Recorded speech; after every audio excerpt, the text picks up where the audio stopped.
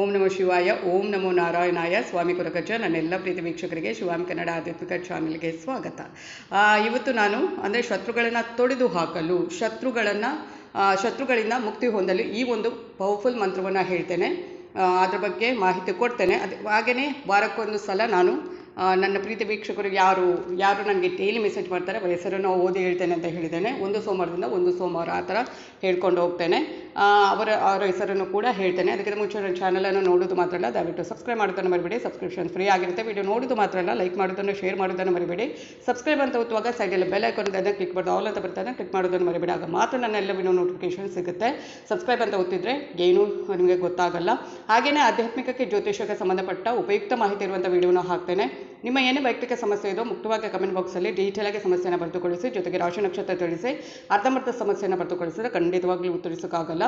ನಿಮ್ಮ ಸಮಸ್ಯೆಯನ್ನು ಡೀಟೇಲ್ ಆಗಿ ಬರೆದುಕೊಳಿಸಿ, ರಾಶಿ ನಕ್ಷತ್ರ ಅಥವಾ ಡೇಟ್ ಆಫ್ ಬರ್ತ್ ಅನ್ನು ಹಾಕಿ ಖಂಡಿತವಾಗ್ಲೂ ಅದಕ್ಕೆ ತಕ್ಕ ಸೂಕ್ತ ಸುಲಭ ಪರಿಹಾರವನ್ನು ನಾನು ಅಲ್ಲೇ ಸೂಚಿಸ್ತೇನೆ. ದೊಡ್ಡ ಪರಿಹಾರ ಏನಿಲ್ಲ, ನಿಮಗೆ ಆಗುವಂಥ ಪರಿಹಾರವನ್ನು ಸೂಚಿಸುತ್ತೇನೆ. ರಾಶಿ ನಕ್ಷತ್ರದ ಒಂದು ಗುರುತಿಸಿ. ಹಾಗೆಯೇ ನಾನು ನಿಮ್ಮ ಜೊತೆ ಯಾವತ್ತಿಟ್ಟೇನೆ ನಾನು ನಂಬಿರುವ ಶಿವದೇವರ ಕುರುಗಜ್ಜ ದೈವದ ಆಶೀರ್ವಾದ ನನ್ನೆಲ್ಲ ಪ್ರೀತಿ ವೀಕ್ಷಕರ ಮೇಲೆ ಸದಾ ಇರುತ್ತೆ ಅಂತ ಹೇಳ್ತಾ, ಹಾಗೆ ರಾಶಿ ನಕ್ಷತ್ರ ಗೊತ್ತಿಲ್ಲದವರು ಕೂಡ ಕೇಳ್ಬೋದು.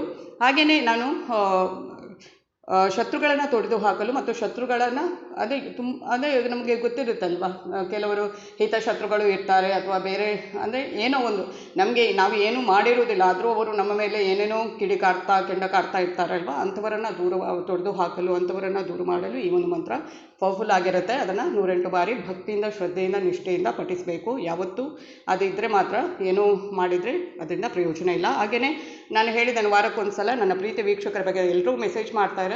ಆದರೆ ಕೆಲವರು ಡೈಲಿ ನನಗೆ ಮೆಸೇಜ್ ಮಾಡುವಂಥದ್ದು ಅಟ್ಲೀಸ್ಟ್ ಓಂ ನಮಃ ಶಿವಾಯ, ಹರ ಹರ ಮಹಾದೇವ ಅಂತ ಒಂದು ಮಾಡ್ತಾರೆ. ತುಂಬ ಖುಷಿ ಆಗುತ್ತೆ. ನನ್ನ ಶಿವದೇವರ ಹಾಗೂ ಕುರಗಜ್ಜ ದೇವದ ಆಶೀರ್ವಾದ ಯಾರ ಮೇಲೆ ಇದೆ ಅಂತ ನೋಡೋಣ. ನನ್ನ ಪ್ರೀತಿ ವೀಕ್ಷಕರು ಈ ವಾರದ ಯಾರು ಅಂತ ನೋಡೋದಾದರೆ ವಸಂತ್ ಆಚಾರ್ಯ ಅವರು ಪಾಪ ದಿನಾಲೂ ನನಗೆ ಮೆಸೇಜ್ ಹಾಕೋದು. ಹಾಗೆ ಶಶಿಕಲಾ ಆಗಿರ್ಬೋದು, ಅವರು ಕೂಡ ಹಾಗೆಯೇ ತುಂಬ ಹಾಗೆಯೇ ಮೆಸೇಜ್ ಹಾಕ್ತಾರೆ. ಮತ್ತು ಇದರ ಬಗ್ಗೆ ವಿಡಿಯೋ ಮಾಡಿ, ಅದ್ರ ಬಗ್ಗೆ ಅಂದರೆ ಮಂತ್ರದ ಬಗ್ಗೆ ಹೇಳ್ಕೊಡಿ, ಈ ಥರ ಒಳ್ಳೊಳ್ಳೆ ಆಧ್ಯಾತ್ಮಿಕಕ್ಕೆ ಸಂಬಂಧಪಟ್ಟ ಪ್ರಶ್ನೆಯನ್ನು ಕೂಡ ಕೇಳುವಂಥದ್ದು ಖುಷಿ ಆಗುತ್ತೆ ಶಶಿಕಲಾ.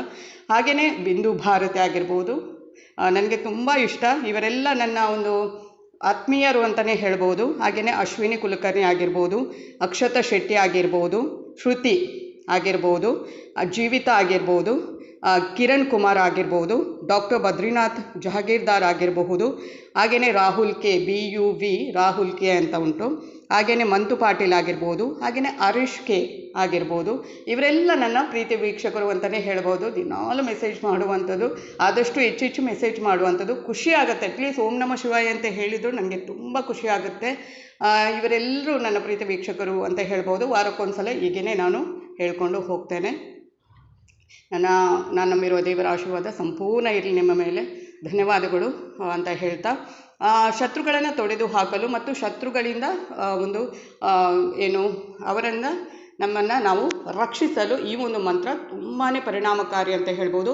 ಈ ಮಂತ್ರವನ್ನು ನಾನು ಡಿಸ್ಕ್ರಿಪ್ಷನ್ ಬಾಕ್ಸಲ್ಲಿ ಕೂಡ ಬರೆದು ಹಾಕ್ತೇನೆ. ನಿಮಗೆ ಅರ್ಥ ಆಗದಿದ್ದರೆ, ಅಂದರೆ ನಾನು ಹೇಳಿದ್ದು ಸರಿಯಾಗಿ ಗೊತ್ತಾಗದಿದ್ದರೆ ಡಿಸ್ಕ್ರಿಪ್ಷನ್ ಬಾಕ್ಸಲ್ಲಿ ಕೂಡ ಚೆಕ್ ಮಾಡಬಹುದು. ಆದರೆ 108 ಬಾರಿ ಭಕ್ತಿಯಿಂದ, ನಂಬಿಕೆಯಿಂದ, ಶ್ರದ್ಧೆಯಿಂದ, ನಿಷ್ಠೆಯಿಂದ ಮಾಡಿದರೆ ಖಂಡಿತವಾಗ್ಲೂ ಯಾವುದೇ ಮಂತ್ರ ಫಲಿಸುತ್ತೆ. ನಮ್ಮ ಪೂಜೆ ಕೂಡ ದೇವರಿಗೆ ಫಲಿಸುತ್ತೆ. ಮಂತ್ರ ಅದನ್ನು ನಾನು ಪ್ರತಿ ಸಲ ಹೇಳ್ತೇನೆ. ನೋಡಿ, ಮಂತ್ರ ಹೀಗಿದೆ: ನರಸಿಂಹ ಭೀಷಣಂ ಭದ್ರಂ ಮೃತ್ಯಂ ನಮಾಮ್ಯಹಂ. ಇನ್ನೊಂದು ಸಲ ಹೇಳ್ತೇನೆ: ನರಸಿಂಹ ಭೀಷಣಂ ಭದ್ರಂ ಮೃತ್ಯಂ ನಮಾಮ್ಯಹಂ.